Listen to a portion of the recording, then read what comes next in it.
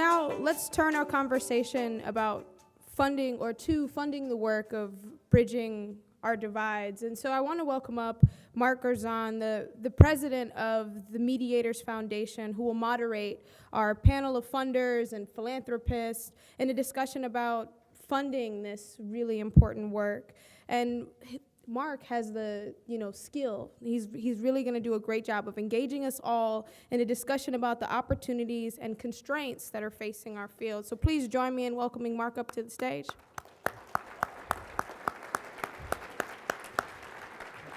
And keep the applause going for a couple other folks, and that's Mr. John. Oh, my apologies. I told you Mark has all the skills here, so now I'm going to. Thank you very much. Thank you very much. I just want to say I really appreciate all of you inviting this panel. We have less than an hour to listen to three extraordinary people and to all of you discuss this invisible issue called money. Now I'll just do a quick poll. How many of you here would consider yourself to be funders, donors, or philanthropists? If you would just please raise your hand. Thank you. And how many of you would consider yourself people to be looking for funding? All right, so we'll gear the panel then to serve who's in the room. We're not going to talk a lot about giving advice to funders because we only have 4, 5, 6 in the room. We do want to, however, create a better relationship. And I want to just do a little bit of context before I invite the panel up, because this panel actually has a history. And it goes back to 1994 when the Democrats lost control of the House of Representatives. They'd had control for 40 years. And in 1994, they lost control, and suddenly it came into play. And so the amount of money being spent on congressional races and to Senate races started to rise. And what happened starting then was suddenly a lot of money started going over, and liberals were outspending Republicans. And Republicans didn't like that. Conservatives didn't like that. So 2002, conservatives got together, and imagine here a ladder. Imagine here a ladder. This is your left, my right. Let's call this the right. Suddenly in 2002, they said we're being outspent. So they raised a lot of money. And then the liberals thought, wait a minute. The DNC said we're being outspent by the Republicans now by 3 or 4 to 1, according to them.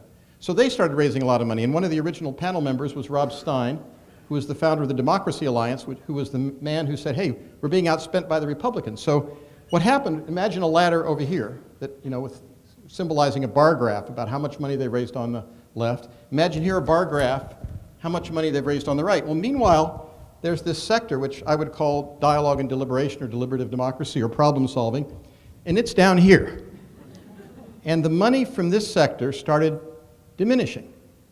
So just to give you a perspective, one donor gave Donald Trump $25 million. Well, that's more than the annual budget of the Kettering Foundation. That's more than the annual giving of the Hewlett Foundation. That's more than the annual budget of the Fetzer Institute. That's far more than any entity funding this field. And I've done a quick review of other people in the field, and they tell me that the funding for this sector, which I call the problem-solving sector, or you could call it the deliberative dialogue sector, the funding for this sector is diminishing. So a lot of the organizations in this room, including NCDD, may not be here 2 years from now or 4 years from now. And that would be, to me, a great loss. So the issue we're discussing here is, we can call it money, but it's actually the survival and well-being of this field. And I would argue that a culture that has billions of dollars on the left and billions of dollars on the right, and a decreasing amount of funding for problem solving and dialogue, is a political culture, a civic culture that's in danger. So what this panel is about, it's been in the making for a long time, is how can this field galvanize more funding? And I think funding is part of the picture, but the other thing that's happened is that the media is paying considerably more attention to the right and to the left, where the money is and where the political parties are, than to this process. So there's going to be a panel tomorrow on media, asking the question, how can media start to cover this field in greater detail? And I'm really delighted and grateful to NCDD for putting both this philanthropy panel and that media panel on the agenda. And I'm grateful to all of you for being here, because I think the survival and well-being of this field depends on whether we start to get the funding and whether we get the media coverage that we need. And that means not only changing the media and the funders, that means changing ourselves. That means finding a way to express our message. So one of the great resources of our panel is to ask them, what do we need to learn to express the power and importance of our work, the passionate importance of our work, captured by the people that Carolyn so beautifully eulogized, but also all those of us in the room who feel passionately about our work. How do we communicate that so it gets the funding and media coverage it deserves? So I'd like to now bring up our three panelists. I'd like to start with David Nevins. David, if you'd come up. David was a real estate entrepreneur in Pennsylvania until a few years ago when he was watching television and saw this, thinking he was feeling hopeless and despair about and what happened? How did you end up becoming part of this field and here at NCDD? Oh, gosh. One thing led to another. Yeah.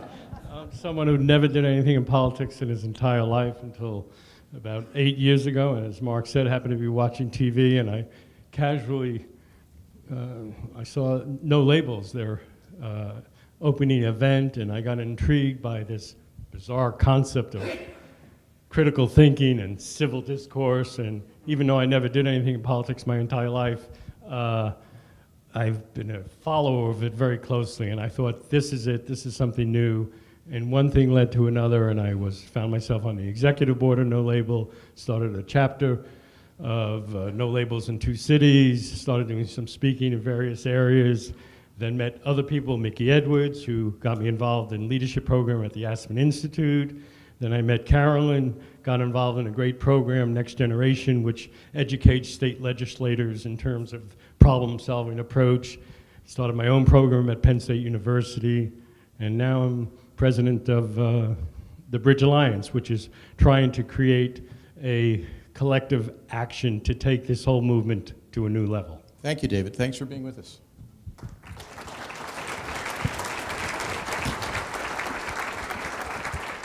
So I'm very pleased that Leslie Pine from the Philanthropic Initiative could be with us. The Philanthropic Initiative was started many years ago by a wonderful gentleman named Peter Karoff.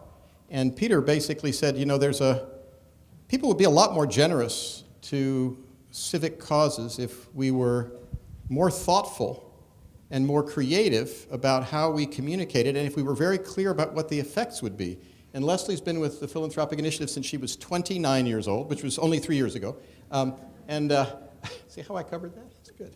Well and I'm just really delighted that you're here, and I'd like to ask you just a little bit about, I know you've recently been moving into this area that we've talked about the economic divide, and that the Philanthropic Initiative is looking at how do you fund to deal with wealth inequality? Can you just talk a little bit about what you're bringing with you to this conversation today? Hi, everyone, and thank you all so much for having me here. It's really an honor to be here. And in answer to your question, Mark, unfortunately, it's not a simple answer, but maybe I'll just go back to before I had the good fortune of meeting Peter Karoff, and I know some of you in this room know him, and he has been a dear, dear friend, colleague, and mentor to me for over 27 years now. Before I met him, I actually was working on health policy issues, and I worked in state government for a little while and came out of that world into this field of philanthropy. TPI's work is really around helping funders to increase the impact of their philanthropy. And so that's one of the bridges that is really interesting for me to think about, is what is that connection between philanthropy and the public sector and the nonprofit sector and the business sector, really. How does it all come together? And so Peter Karoff and I have both really been thinking about these issues for many, many years now. And some of the work and thinking that we're doing right now is really bringing it all together in perhaps some different ways, and thinking about some of the issues that have come up in recent times in the political environment that we're in, the toxic environment for those who are in the 1% or even the top 5%, and how are they dealing with those issues relating to wealth and inequality. And in many cases, what we're seeing is funders saying, we want to do something about it.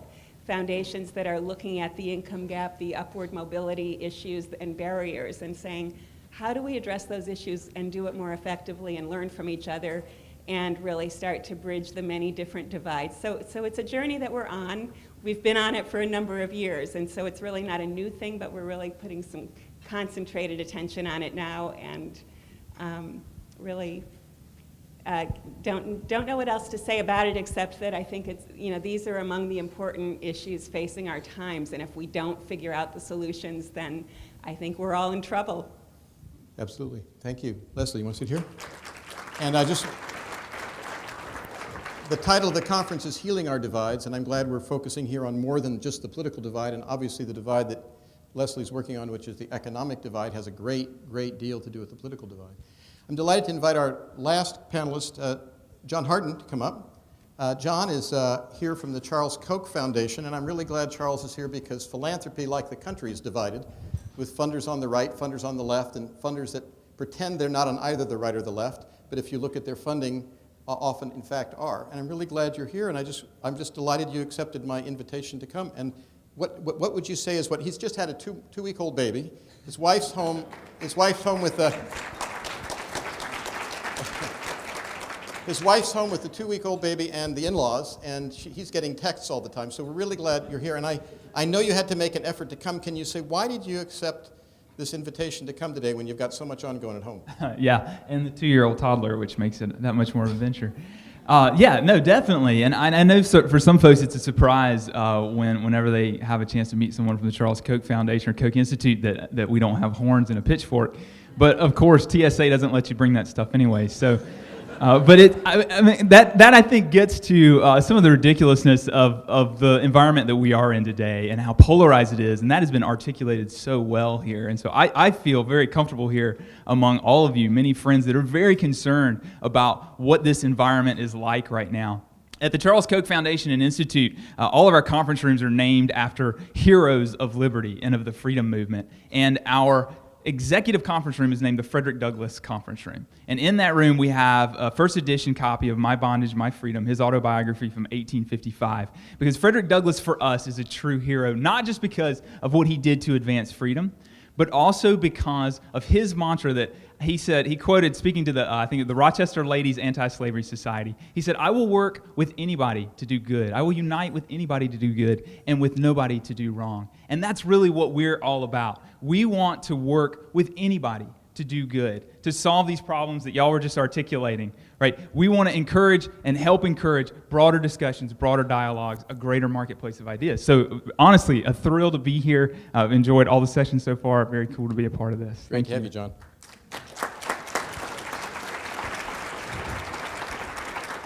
So what I'd like to do with the panel before we try to elicit your questions in the time available is to really ask you all to share some lessons that you have for all of us as funders, people who know something about philanthropy through very different lenses, which they briefly describe. What's your counsel to this field? If this field really wanted to grow, if we wanted to grow and not be living sort of month to month, but really start to see the way it's grown on the left and right, if in 10 years the funding in the center, the problem-solving sector had grown, how might that happen? And how do we need to change the way we communicate about what we do to get that message across? So we're now just in conversation, and I'm really curious. Anybody want to start? How would we do that, David? I think I have a unique perspective in that I'm a funder and a fundee. So I look at it from both sides. And also, I'm an idealist and I'm a businessman. So I look at that perspective. So I think it's important for those of you who are looking for funding to realize you're just one of many. You think your idea is the best. You got the thing that's going to solve the problem. Well, the people you're talking to hear from people like you all the time. You know, you're going into the room excited. They hear from excited people all the time, people who have the brand new thing that's going to take something to the next level. So you need to understand that and use that understanding to combine that idealism and combine it with reality, with a mission, with a strategy, with an economic plan of sustainability so that the funder believes that what you're doing can really sustain itself and really is separated from the rest. That would be one quick thought. And what's the biggest weakness you see in that set? Is it strategy? Is it a budget? Is it a sustainability plan? What's the biggest weakness that you'd say, like you all to reflect on this? I think the biggest weakness is that most of us in this field who have created the next big thing don't look at the unintended consequences and don't ask the tough questions. We tend to get defensive when asked the tough questions. And the funder is going to be thinking of those tough questions. So you should probably go to the people who are most before you go to the funder, maybe your parents. Go to the person who's most cynical, most pessimistic, ask the toughest questions. And not only rationalize and come up with an answer to answer that question, but really listen so that you can adjust your strategy and your mission to align with that tough question that they asked. Thank you. Leslie? John? Is this working? David, why don't you pass? We'll share this with you. Okay. Yeah, so just going back to the work that I and TPI have been doing for over 27 years, as I said before, our mission is to help donors increase the impact of their philanthropy, and we do that mainly through consulting relationships and program management services that we provide to all different types of funders, individuals, families, companies, foundations of all types. Our work is national and global. And when I reflect on those 27 plus years, it's so striking to me how few of the funders that we've come across in our work are intentional about saying, in terms of a starting point at least, saying, I care about deliberation and dialogue, I care about this whole field, I want to find the groups that are doing work in this area, I want to figure out how to fund them. What, in my experience, people, some and other and all different types of funders come to that sometimes through a journey. And so our starting point is always, what is the particular set of goals and interests and values that a particular funder has? What's their starting point? Where do they think they want to get to? And how can we help them on that journey? And it's so interesting how in many situations, it really does involve this combination of the heart and the mind. And I think Carolyn, wherever she went, was talking about that earlier. But it's so critical to our work. So we can bring all the data in the world to a funder interested in a particular issue. And sometimes, you know, for some that's enough to say, okay, I really want to go down that path and learn more or do more and fund in that area. But for some, it really is about getting them engaged in a way that it can really influence their hearts as much as their minds. And many different ways to do that. We try to get funders to go out and actually do site visits or talk to people in communities that they care about and really hear different voices, different perspectives. Sometimes that's enough to kind of shift the way people are thinking about things. Sometimes it comes out of their own personal experience. Sometimes it's, I'll give one example, a funder that I'm working with now, a family foundation. One of the trustees actually decided to leave her very comfortable suburban life for a while and go to North Carolina, to a very poor rural part of North Carolina, and do some campaign work there during this political season. And I haven't had an opportunity to hear in great depth about her experience, but I've heard little bits and pieces, and what she has said is this work has been transformational in her own life. And she is now thinking about things in a very different way, and I have absolutely no doubt that this will influence how she thinks about the work of the foundation that she is a trustee of. So I don't know that I have any great advice other than to really try to figure out how to engage funders in a way that brings them along, tell them stories, go beyond just the data, but don't forget about the data because that's really important as well. And just that whole engagement challenge is, I think, one of the biggest ones. Well, Leslie, I'm hearing 2 points. See if I listened well. One is you're saying, remember that the person who has the money is a person on a journey of their own. And you need to connect to their journey and their life purpose. Otherwise, they're not going to be persuaded. And then the second thing I heard you say indirectly was an experience could be a powerful effect for a funder. And if you can provide an experience of the work you do, they're far more likely to get excited about it than if you're simply giving them a piece of paper. Anyway, that's two things that I heard. Very, very valuable. Yeah, well stated. Yeah. John? Yeah, I would follow on that with two things, one of which I think is very connected to that about the experience. And that is that you have to help funders understand the impact that you're having because, as you were saying, David, right, we're inundated with applications, inundated with folks that would like to have funding. We simply don't have the resources, even though we'd like to really understand in detail, in depth, the impact that you're having. And so I think making that very clear is really, really important. And I think also drawing the distinction between impact and activity. I see this a lot where folks will say, well, we hosted this event or we did this thing and consider that a success. And the question is, certainly that might be a success, but what impact did that have after that event or after that conversation? What did that lead to? It's pushing to that next level, and that can be very hard to measure, very hard to quantify.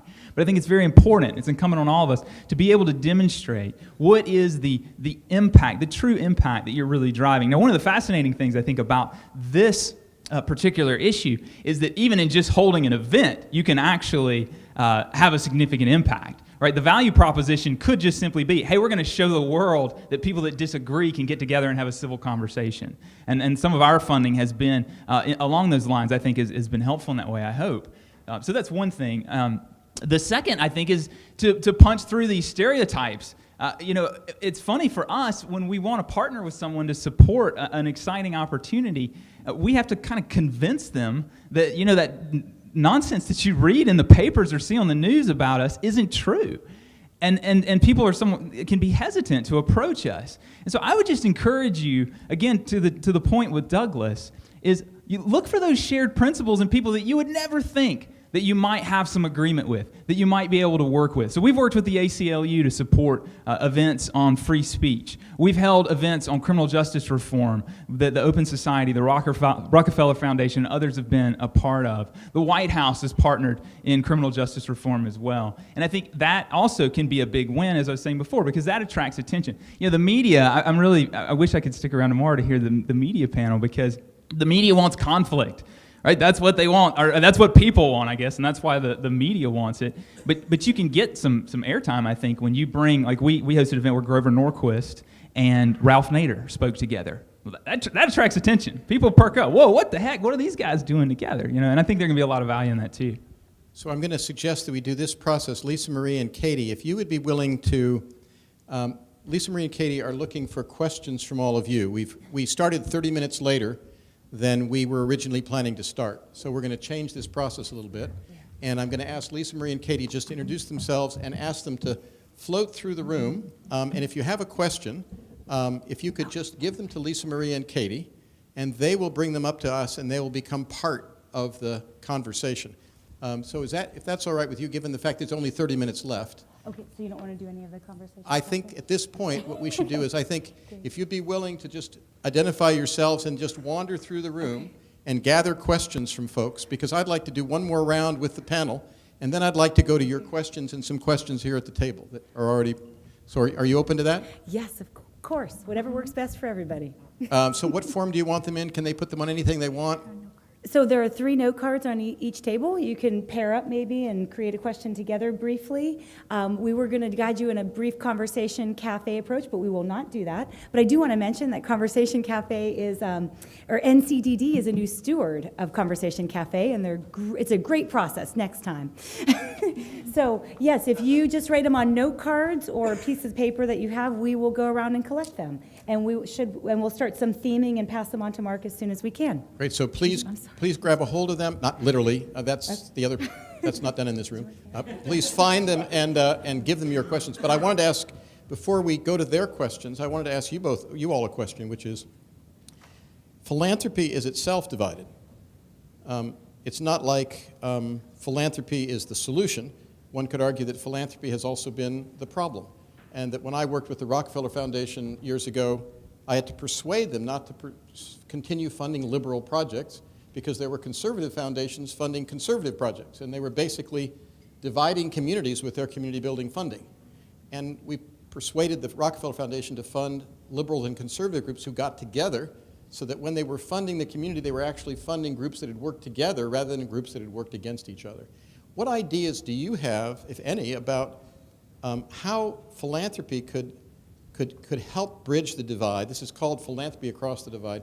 How could philanthropy, we've talked about how we can learn, but what do you think, I do want to ask you what you think philanthropy can learn, because maybe NCDD in our community can actually be a catalytic force to inspire philanthropy to be more solution-oriented rather than ideology-oriented. So the floor is open if any of you have a comment or an idea about how philanthropy can become more part of the, to quote another African-American, Eldridge Cleaver, part of the solution rather than the problem. Well, that's a tough question, but that's probably why you asked it. You asked us to ask tough questions, Yes, right? So there's yes. I think philanthropy, well, first of all, these two folks are much more involved in the foundation, in the philanthropy world. I'm just new to this field, and I'm just funding as an individual and one seeking funding. So I don't have the institutional experience that these folks have. I'm sort of speaking, just the man on the street type of approach. And I'm not sure this is really answering the question, but one important thing is I think you have to distinguish between foundation funding and individual, getting funding from foundations versus individuals and business people. And I think the approach, perhaps what you're asking in terms of if you're focusing on business people, I think this is a golden opportunity. I've been talking to business people for 8 years, and they've been saying, David, you're an idealist, change will never happen. Well, I guess maybe Donald Trump is a blessing in disguise because they're listening now, they're concerned now, they're looking for something different. So to answer Mark's question, the opportunity now for funders is to really, and I think they're really searching to address the fundamental systemic problems facing the political and social processes in our country. And it's an opportunity to create a collaborative of investors looking at this space as a viable major alternative to what's out there.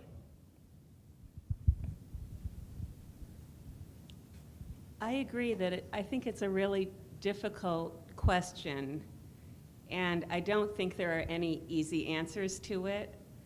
I go back to the point that I was making earlier about funders of all types being on their own journey and starting with what it is that they care about, what their goals are. And there's a term that's become a well-known term in philanthropic circles called developing a theory of change. And many of you, I'm sure, if not all of you, have heard that term and the idea of logic models. And it's this idea of funders thinking about what is their long-term goal or set of goals that they really want to be working towards with their philanthropy, and what's the path that can start to lead them towards achieving those long-term goals, and what are the short-term and medium-term and longer-term milestones and indicators and ways that they can start to feel that their philanthropic efforts are making progress. And I think there's something in that for funders that maybe have, the interesting example that you gave was the Rockefeller Foundation. And there are so many other foundations that you could talk about that have been funding work around maybe a particular issue that they care about, maybe funding some advocacy work around that issue. And sometimes funders get to a point where they look at all of it and they feel like they're really not making progress. And it can be an opportunity for them to think differently. We use a term at TPI and encourage funders that we work with to enter into things with a beginner's mind. How many in this room have heard that term, the beginner's mind? And it's that idea that as much as you know, as much as you think you've learned, as much as you think you might have the answers, there's a lot that maybe you don't know. There are a lot of perspectives that maybe you still have yet to hear and that can change your thinking. and influence how you are approaching issues. So if funders always try to keep that in the back of their mind of approaching things with that beginner's mind, I do think it opens up all kinds of opportunities to approach their work differently. The one other comment that I would make is, in this really incredibly unique political period that we are in, I actually think that there's an opportunity. In crisis often lies opportunity, unfortunately. And I do think that a lot of people are really looking around and saying, the divide is so deep and so hard to understand and so difficult, we really do need to figure out how to do something about it. So I actually think this is a time of opportunity. Yeah, so I think a lot of funders, I assume, are like us in that what they really want to do is broaden the conversation. They want to open more access to more ideas and more discussion. It's just hard to do in many ways because you do get pigeonholed in the environment today. And so I think y'all could play an important role in helping to bridge that divide by bringing different philanthropic groups together in some ways, by targeting issues like you were saying, Leslie, that people across the divides are very interested in. So for us, we have a couple of sort of national conversations that we're very interested in supporting. One is the issue of tolerance. We feel that unfortunately our society is becoming less and less tolerant as we've seen with this polarization. So tolerance is an issue that I think across the divide a lot of people agree on. And so we've been able to partner with what you might say are non-traditional partnerships with folks. Criminal justice reform is another one. Foreign policy is another for us. Corporate welfare, that's what Ralph Nader and Grover Norquist came together to talk about, is another. And then our fifth is innovation, and just what are the institutional arrangements in which innovation can flourish. And so there's those kinds of issues I think that y'all can, your organizations can key in on and probably attract philanthropists from different perspectives. And maybe part of that too is, Barbara and I were having a conversation earlier, we were talking about the language, and she mentioned that pulling some folks together and the word divest was in there, and so you're not going to get conservatives to come to the table. That's an important part of it probably as well. And maybe you get together with folks that don't agree with you philosophically to better understand what are those sort of trigger words that are going to set people off, and may throw up roadblocks. But I think, you could be a really helpful conduit in pulling people together in the philanthropy world, not just in the sort of ideas and policies and that type of thing. Beautiful. Thank you. Barbara Simonetti, John Steiner, Dick Chasen, three people who have some knowledge on this in this field. Do you have a question? So I'm glad John already alluded to the fact that we had lunch together and I saw these beautiful pictures of his kids, and I was looking for those horns and the pitchfork because I have just read Dark Money. And I need you to help me make sense out of the human being I'm experiencing and what you're telling me and what I read in that book, right, and what that's all about. Yeah, that's a great question. So some of you have probably seen this book. This is Jane Mayer's book, Dark Money, and it's one of many things that are out there that demonize the Koch brothers, whatever that means. And to be clear, I work for one of them, Charles, not both necessarily. But it's that book and so much of, there's an industry that has developed that its revenue stream is based on its ability to demonize people, right? To label them, as we were saying, to create these ideological divides. And maybe it's because the stakes have gotten so high in politics today that it's becoming more and more prevalent. And so I think what all of us have to do is, we were talking at an intercession this morning, the importance of being open in a conversation and assuming the best of people's motives, and doing that hard work to understand what somebody really believes and what they're really about. So for me, this was a fascinating transformation because I grew up in South Carolina. I worked in construction. I went to school for a little too long, and then I watched the media and read stuff and believed what they said and thought, this all makes sense about that person. I go to work at the Koch Foundation. Now I'm inside this thing, right? Have the opportunity to know Charles, know what we're about. I'm involved in a lot of the things that are reported on by Jane Mayer, as we were talking about. Some of that stuff's about me. I know the truth. I know what really happened. And I read this stuff, like, oh my gosh, how can they say that? This is so false. And so for me now, I'm skeptical about everything that I read or everything I see in the media. And I think in some ways that maybe what a lot of us have to do is we have to come with that perspective, because there's an industry out there that is creating this polarization, and we don't want to fall into that trap. And we have to understand who people are for who they really are. Let them speak for themselves and not buy into all these exaggerations. So I don't know if that answered the question. I kind of went on a tirade there, but, but they talk about my kids and stuff in these things. I mean, come on. Anyway. Thank you. Thank you. So Dick. Dr. Richard Chasen. Foundations attempt to distinguish among many, many potential grantees. And in order to do so, they often ask, what is distinctive about your organization? How are you different from all the others that are doing similar work? Now, by so doing, and it's understandable why that's done, the organizations that do similar work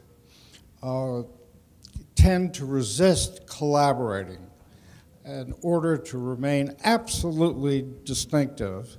And as a result, the funding tends to go to one or two favorites, and the group does not coalesce in order to present to foundations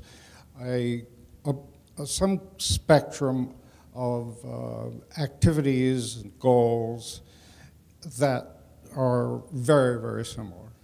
So what can foundations do about that? Thank you, Dick. And I just want to say that we're obviously all here on the same page, because Dick's very eloquent question was reflected by two of the questions that Katie and Lisa Marie just brought up to me, so I'll read them along with Dick, since they are basically saying what Dick said. One of them says, ready, panel? How do you respond to the problem that those with funding tend to get more funding, while those with little or none can't get it? Just half of Dick's question. Then the other question was, when we have to compete for your funds, how does that impact our goal of collaboration and community? So should we give that one applause? Yes. Over to you. Well, I'll start.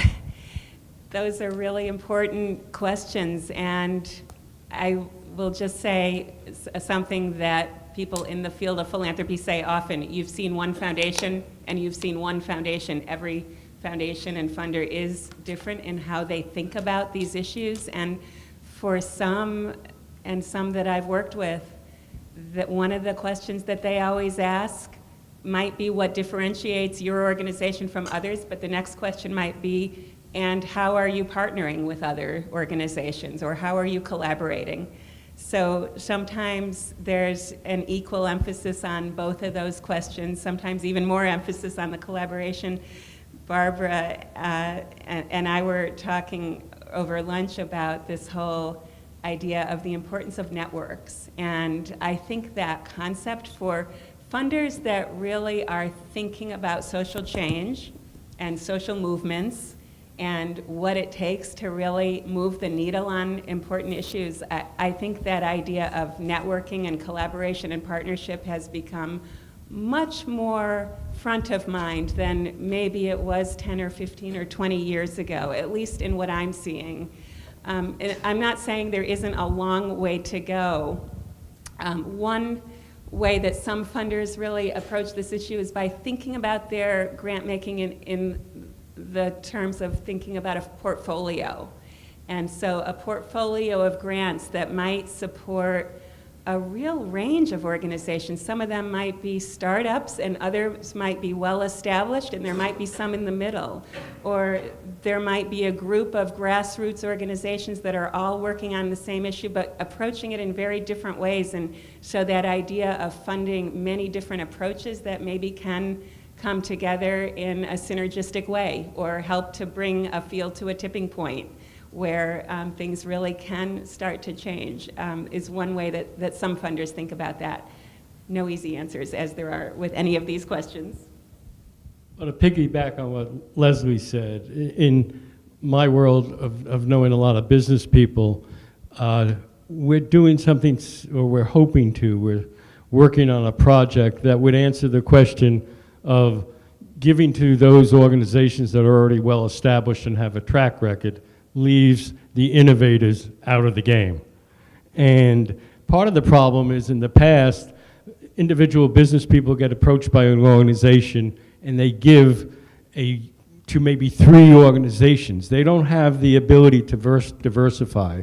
And if we can bring a diversification process, an investing fund, where there'd be a fund of 20 individual businessmen, and maybe that fund had $5 million, then you could allocate that fund between established organizations that already have a track record and allocate a portion of the total resources to the newcomers, to the innovators, and perhaps even offer capacity building services for those newer organizations to allow them to go to the next level. So this is something very real that I think will happen in the coming years of creating actually a term has been established, an Invest America Fund that is for that very purpose, to bring diversification that's used in the private mutual fund world to the private businessman's investment in this space. Thank you, David. Let me read a couple more questions that have come up. I'm sorry? Oh, you want to ask a question, John? As a many decades funder, fundee, and fundraiser, I just want to say 2 or 3 things on behalf of everybody in the audience. One is, many of you know this, but the definition of philanthropy is the desire to promote the welfare of others. And the synonyms are benevolence, generosity, humanitarianism, public spiritedness, and altruism, which basically means we are all philanthropists. And I think we need to break down the divide between people sitting up here and people out there. The first law of money I learned years ago is that money follows relationships.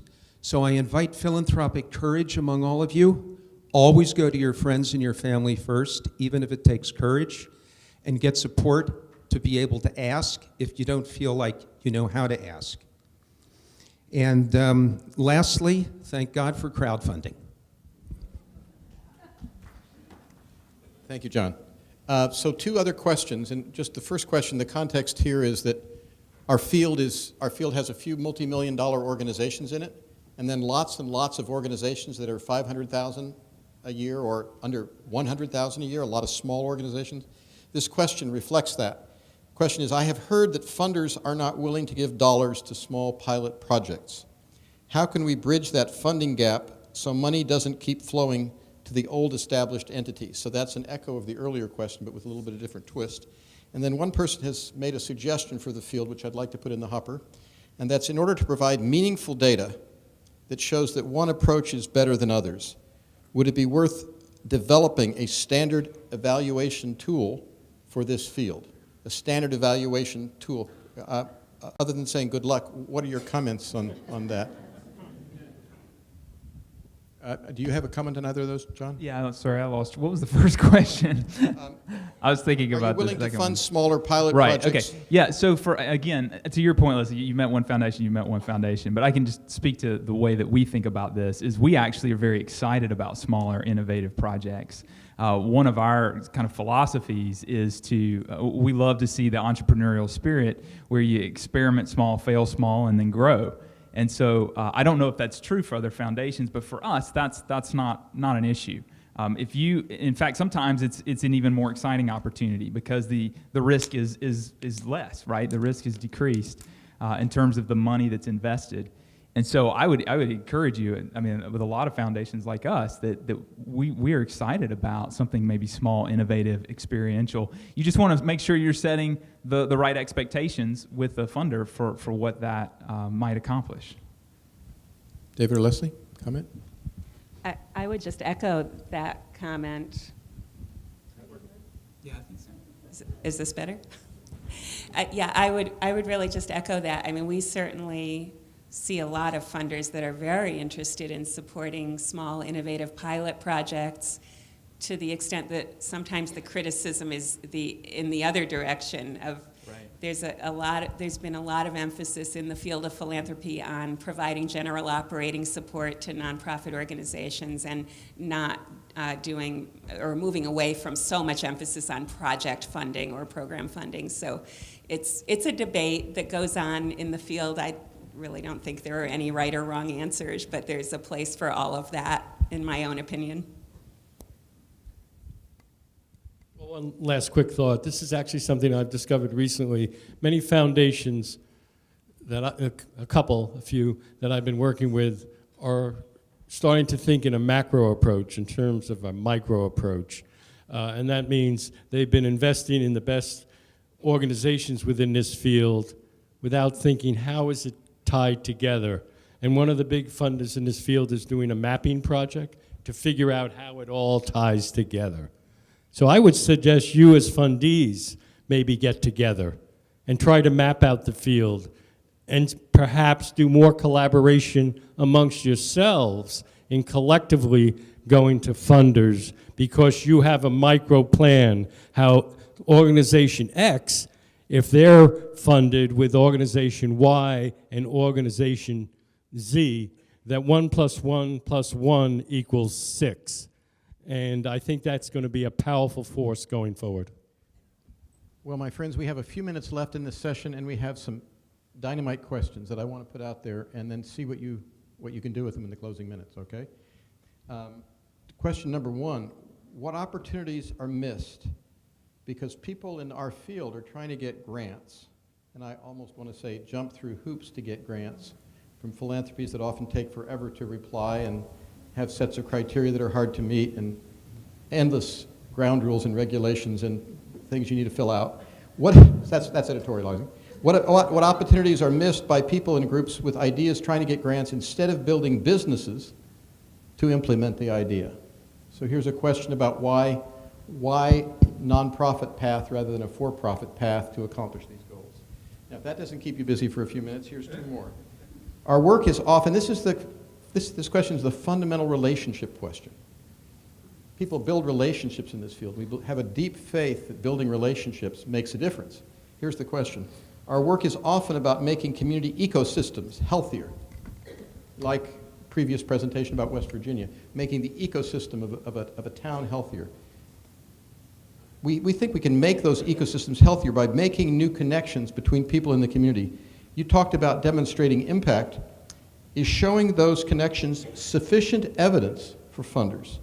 Or do funders need something more tangible, more sexy? That's the second question. And the third one is, to what extent does the individual leading the initiative or the organization matter to you? How much does that solo entrepreneur quote at the top of the organization make a difference? There you go. That'll keep you busy. I'll jump on the last one real quick because I had a thought on that. Because for us, it's not the person at the top of the organization, it's the person that's going to be driving whatever that initiative is, and that is very important for us.